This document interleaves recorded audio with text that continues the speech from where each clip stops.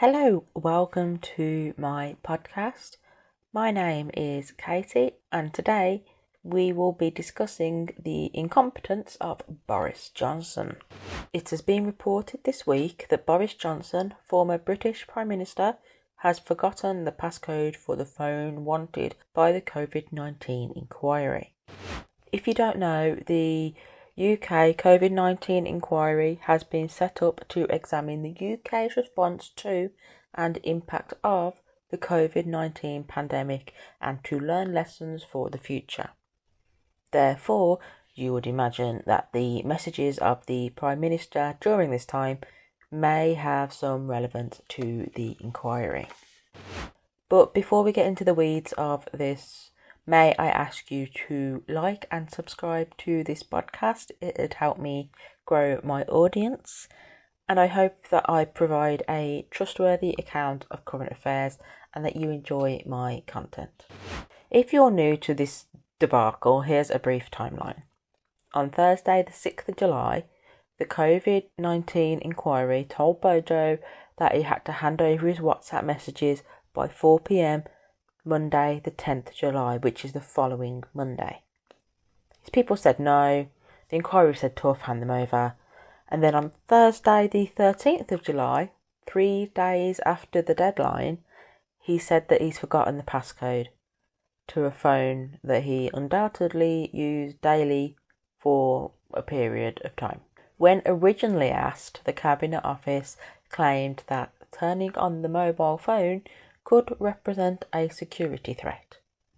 Just turning it on may be a security threat, and that's why he couldn't hand over his phone. Johnson stopped using this device in May 2021 after receiving security advice that it had emerged that his phone number had been accessible online for at least 15 years.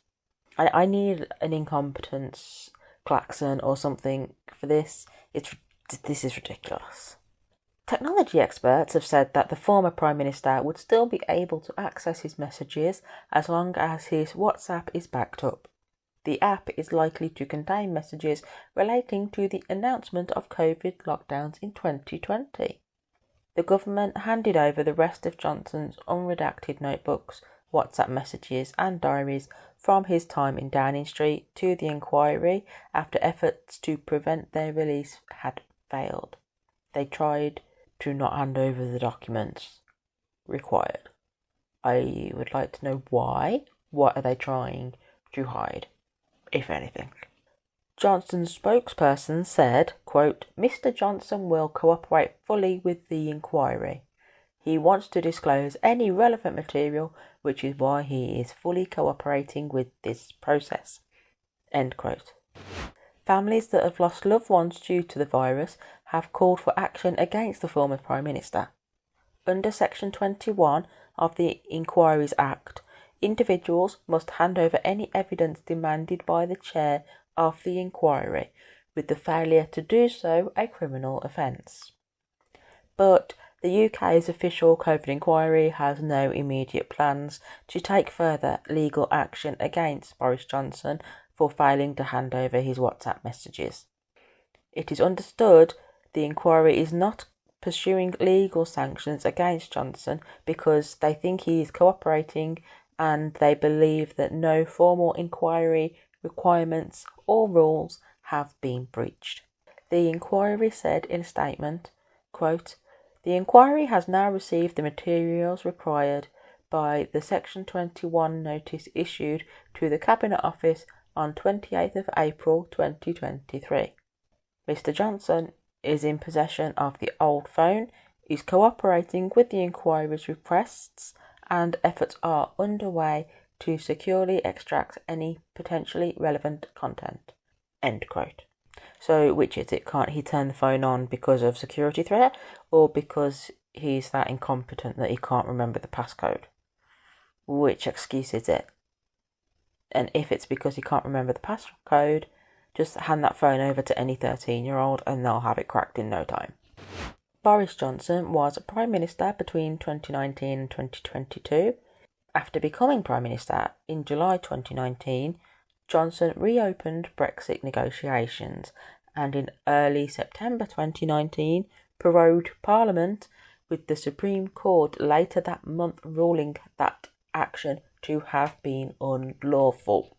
Johnson's action of proroguing Parliament was found to be unlawful in September 2019. The Electoral Commission reported on 9th of December 2021 that it found that the Conservative Party had failed to follow the law in not accurately reporting donations to the party from Lord Brownlow and imposed a £17,800 fine on the party. In April 2022, Johnson was issued a fixed penalty notice for £50, 50, as police determined that he committed a criminal offence in breaching COVID-19 regulations by attending parties during COVID-19 restrictions. Therefore, Johnson became the first Prime Minister in British history to have been sanctioned for breaking the law whilst in office. Boris Johnson either knowingly broke the law or did not understand the laws that he himself had introduced. I need that incompetence klaxon. £50 is pocket change for Johnson. He probably found it down the back of the sofa. Fines should be proportional to income, but that's another topic for another day. The damning report into Partygate is linked in the description of this podcast, should you wish to go and have a peruse. The report found that there was no precedent for the scale of the lies, as Mr. Johnson misled Parliament in 5 different ways.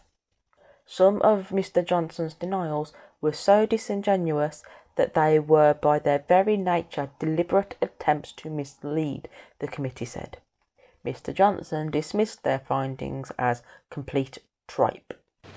Boris Johnson seems to be made of Teflon and nothing sticks to this man. Nothing.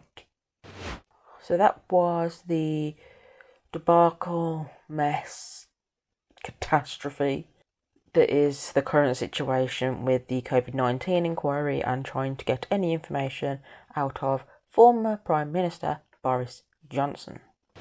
Thank you for listening to this podcast. I hope you found it interesting, and if you did, I'd appreciate you sharing, liking, subscribing, etc. It would help me grow my audience, and I'd like to hear your views on the former Prime Minister and his antics. So please comment wherever you are listening to this podcast. Please keep the conversation civil. It's okay to have differing opinions, but please be respectful. All the relevant links I've used will be listed in the description, as well as where you can find me on the interweb. If you do come and find me on wherever platform, let me know how you heard about my podcast. I would really be interested to find out where my audience is. So thank you again, and I will speak to you very soon. Bye.